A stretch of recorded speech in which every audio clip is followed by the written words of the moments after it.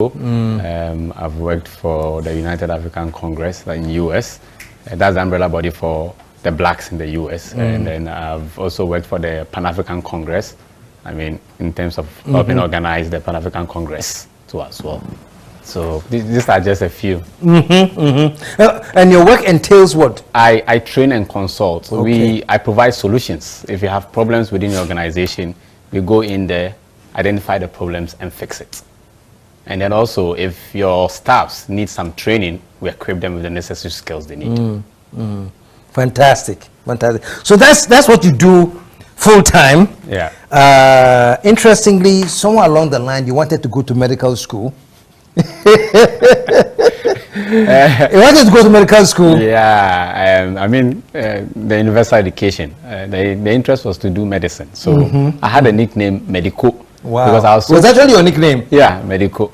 I was passionate about, medicine. So we were those guys who learn day in, day out. Anytime you enter to the Equafor dining room, you know where I sit automatically. But unfortunately, somewhere along the line, I was disappointed.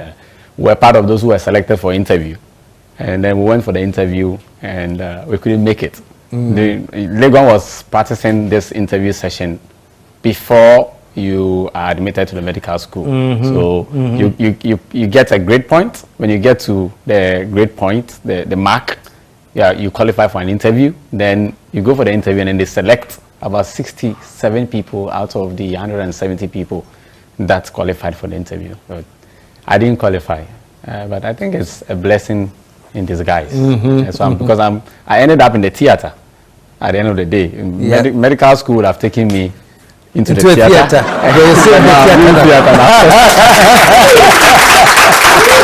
like that. Whichever way you look at it, there's a theater. Fantastic. But your passion and love for plays, that's what really many people know. You know, when you hear like, oh, the one who wrote I Can't Think Far, the one who, you know. How did you get into writing to begin with? What?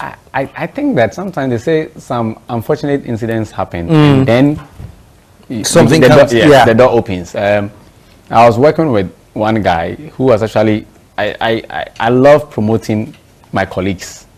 So I was passionately helping someone who was writing, and then I would do the production and directing. Okay. But we did our second play, and I don't know, I think he had a mindset that we're cheating him. I don't know why he had that mindset. So he felt like, no, the amount we're paying him for writing is too small. So then he's checked the global standard and the US, the Broadway, how much they charge. He charged like $10,000. Yeah. And so he's going to charge me $10,000. Oh, really? Yeah, here in Ghana. And I felt like, so I thought it was a joke. Yeah. I mean, because we're all writing comedy. So later on, the thing became serious. Let's go and produce the next play. And he was like, what I said. Okay. And I said, okay, so just calm down. Then he went to 8,000. And then he said, yeah. And he said, that's final. Wow. And then that is the end. Wow. So I was like, but this play thing, I've been putting my heads together already. So let me just start putting things together on my own and then see what I can do. Then I came up with my first play. And then that's Thank God for Idiots. It was wonderful. I had a full auditorium. Wow. And Ghanaians loved it. Wow. So that is it. That's how it just started. It started by the fact that, look, I must motivate myself to do my thing. I can't always rely on people. Because sometimes when you rely on people so passionately, they tend to disappoint you. So that made me a playwright. And so that's how you got into playwriting? Yeah. Fantastic. So I'm so grateful to him for disappointing me. Does he know that he played a good role in... You're becoming I think he should know, because I was not passionate about writing. One thing I believe in, distribution of job.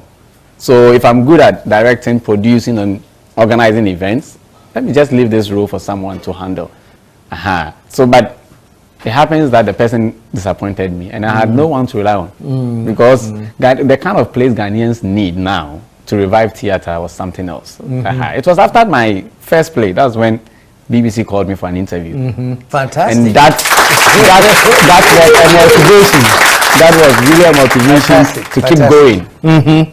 And you know the ups and downs of theater. Oh yeah. So but the important thing is sticking to it. Exactly. You know, Consistency. because those ups and downs, you can't avoid them. Exactly. And especially in our parts of the world too, the ups and downs, there are more ups and downs than you can even think of, you know. It's but once you serious. stick to it, then eventually, Yeah, you know. I think, yeah. Interestingly, I had a very good experience when I started. I started so, I don't know, I just, then boom, then I had a auditorium filled up. And I made a lot of money. I was excited. Hey, now theater is the way to go. Then after my 1 or 2 decisions, after my first play, I did the next play. Yeah. And I had about 100 people in the auditorium. Wow. And I spent a lot. Wow. Okay, so that is when you... When you do your own postmortem, what was the reason why? Choice of media partnership. Really?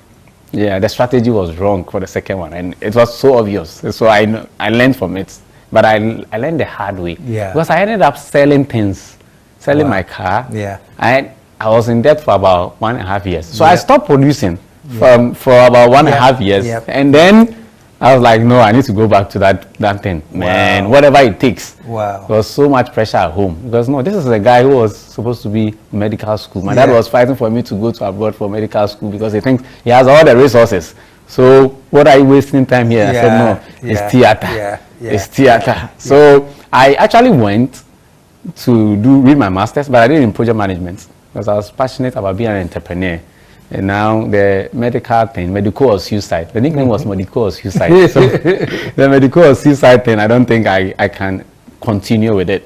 And the passion keep on growing, even though people were calling me for their allowances and their monies after staging it. Yes. It was hell, but I still made sure.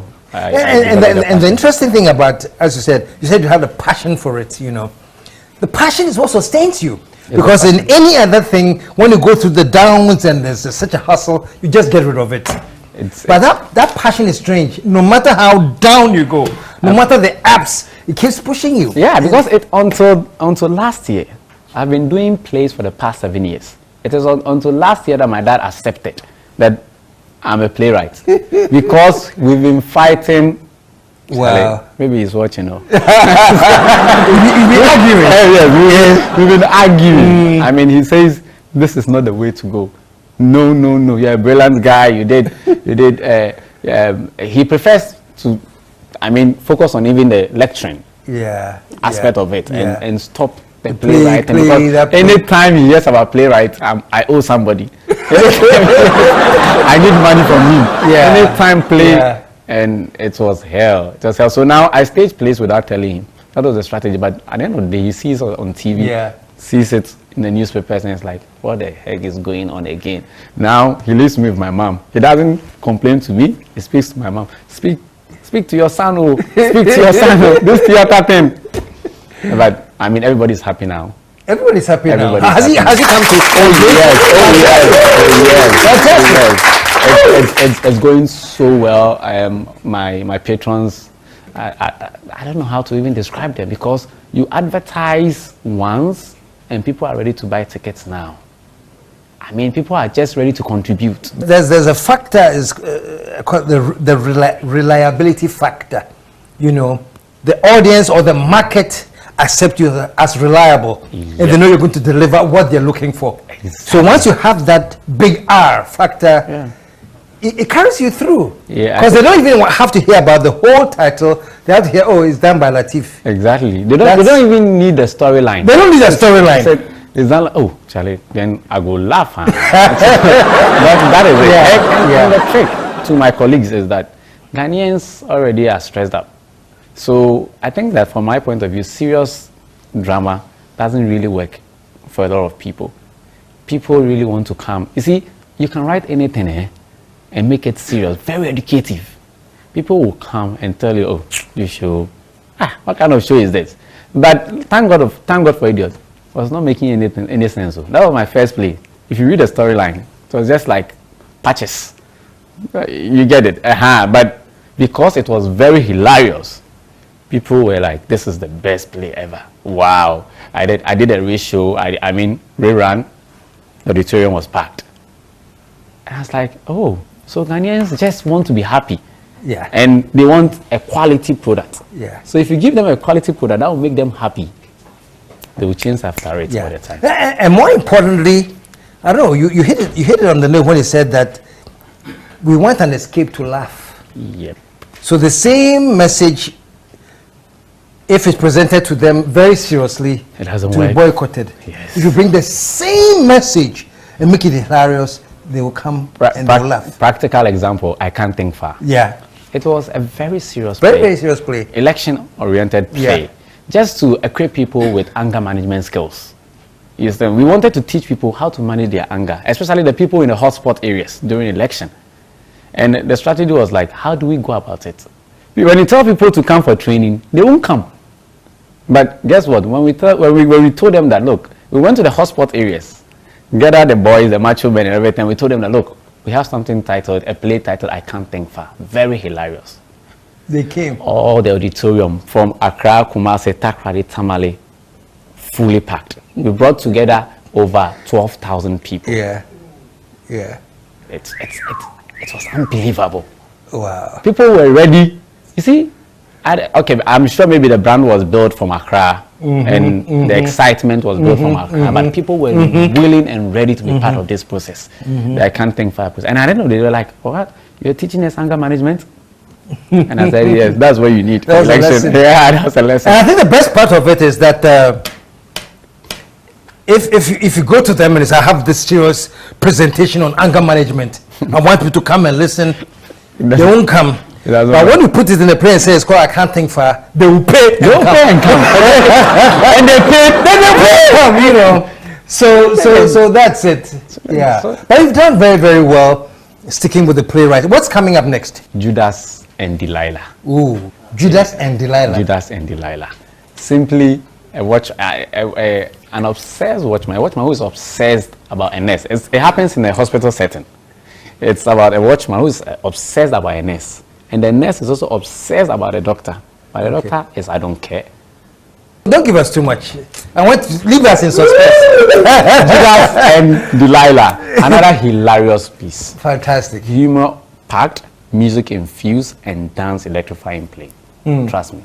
You'll love it. And that's all you need to say, man. It's Latif from the creators of I Can't Think Far. And you sold it. Yeah, and you see, and we don't take our audience and patrons for granted. Because we know what they want. We try as much as possible to also make our plays better. I keep telling people, they always ask, so which of the plays? You've done so many plays. So which of the plays is the best? I told them, my next play is the best play. So watch out for it. Wow. Watch out for Judas and Delilah. Fantastic. My final question, and this is a question that I throw to all creative artists who like what you're doing, playing to a market, you know. Do you study the market and decide this is the trend that the market wants, let me go this trend? Or do you say, let me create something the market hasn't seen before? I throw what the market likes. Okay. When I'm able to capture them, and I give give them something extra. that you want to introduce to them. Exactly. Okay. Because, I mean, in our industry, you know, theater is not really well. It's now that it's been accepted by people, but people are a bit relaxed when it comes to theater. I think you and the Bo White are doing very well. I mean, your shows are selling. So I don't know what that means, that these are the people that we have accepted, endorsed to go to their shows. No, but because other shows quite struggle. Yeah, but we are helping them too. Now I'm helping a couple of people to come up. I mean, Ghanaians should have options. You see, when people are coming up, they put us on our toes to give Ghanaians the best. So we are still supporting people to come up.